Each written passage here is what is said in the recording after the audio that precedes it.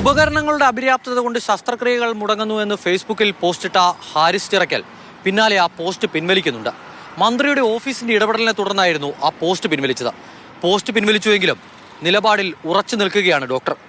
ഇന്ന് രാവിലെയും ഡോക്ടർ മാധ്യമങ്ങൾക്ക് മുന്നിൽ നിലപാട് ആവർത്തിച്ചു. ഞാൻ ഇട്ട കാര്യങ്ങളെല്ലാം പരമാർത്ഥമാണെന്നും ഇത് ബഹുമാനപ്പെട്ട മിനിസ്റ്റർക്ക് ഇത് അറിയാമോ ഇല്ലയോ ഉള്ളതെന്ന് എനിക്കറിയില്ല. ഞാൻ റിപ്പോർട്ട് ചെയ്യേണ്ടുന്ന ആരാണോ എൻ്റെ പ്രിൻസിപ്പലിന്, കാരണം അദ്ദേഹത്തിന് ഇതിന് വലിയ അറിയില്ല. കാരണം അദ്ദേഹം പുതിയതായിട്ട് ജോയിൻ ചെയ്തിട്ട് ഒരു മാസം പോലും ആകുന്നില്ല. ഇതിനുള്ള മുമ്പുള്ള പ്രിൻസിപ്പലിനെയും സൂപ്രണ്ടിനെയും ഒക്കെ നമ്മൾ നേരത്തെ ഇതിലെ കാര്യങ്ങളെല്ലാം വളരെ കൃത്യമായിട്ട് നമ്മൾ അറിയിച്ചിട്ടുള്ളതാണ്. ഫേസ്ബുക്കിൽ പോസ്റ്റ് ഇട്ടതിനും ഇന്നലെ വെളിപ്പെടുത്തിയതിനും എല്ലാം അപ്പുറത്തേക്ക് കുറച്ച് കാര്യങ്ങൾ കൂടി ഇന്ന് പറഞ്ഞു വെക്കുന്നുണ്ട് ഡോക്ടർ ഹാരിസ് ചിറക്കൽ.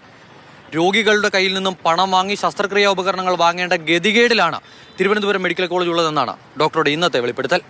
ഈ RIRS ചെയ്തതിന് ശേഷമാണ് ഓപ്പറേഷൻ്റെ വെയിറ്റിംഗ് ലിസ്റ്റ് കുറഞ്ഞത്.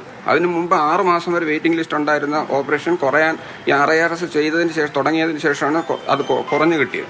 ഈ പേഷ്യൻറ്റിനെ കൊണ്ട് പൈസ അടപ്പിച്ച് നമ്മൾ ഉപകരണങ്ങൾ വാങ്ങുന്നത് ശരിയാണോ? അത് തന്നെ അതൊരു ഇല്ലീഗൽ മാർഗമാണ്. ഡോക്ടറുടെ ഇടപെടലും നടപടികളുമെല്ലാം സർവീസ് ചട്ടങ്ങൾക്ക് വിരുദ്ധമാണ്. അതിനാൽ തന്നെ നടപടി ഉണ്ടാകുമെന്നുള്ള കാര്യവും ഏകദേശം ഉറപ്പായി കഴിഞ്ഞു. നടപടി ഉണ്ടാവുകയാണെങ്കിൽ ഉണ്ടാകട്ടെ എന്നുള്ളതാണ് ഡോക്ടറുടെ നിലപാട്. അതിനാൽ തന്നെ പറഞ്ഞ കാര്യങ്ങളെല്ലാം വീണ്ടും വീണ്ടും ആവർത്തിക്കുകയാണ് മന്ത്രിയുടെ ഓഫീസിനെതിരെ പോലും. നമ്മുടെ റിപ്പോർട്ട് ചെയ്യുന്ന അധികാരികൾ ഇത് പലപ്പോഴും കവറപ്പ് ചെയ്യുകയാണോ എന്ന് എനിക്ക് സംശയമുണ്ട്. ഇത് മേളിലോട്ട് ഇത് അറിയിക്കാതെ അവരതിനെ വെള്ളപൂശുന്നതാണോ എന്ന് എനിക്ക് സംശയമുണ്ട്. എല്ലാ വിഭാഗങ്ങളിലും പ്രശ്നങ്ങളുണ്ട്. രാഷ്ട്രീയ ലക്ഷ്യം വെച്ചല്ല തന്റെ വെളിപ്പെടുത്തലുകളെന്ന് തുടർച്ചയായി പറയുന്നുണ്ട് ഡോക്ടർ ഹാരിസ് ചിറക്കൽ. അതിന് ചില കാരണങ്ങൾ കൂടിയുണ്ട്.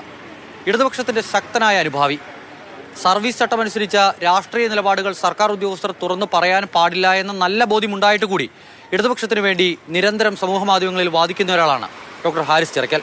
അതിനാൽ തന്നെ സർക്കാരിനെയും സംവിധാനത്തെയും മോശമാക്കി ചിത്രീകരിക്കാൻ വേണ്ടിയുള്ള ശ്രമമാണ് ഹാരിസ് നടത്തിയതെന്ന വാദത്തിന് അത്ര ബലം പോരാ.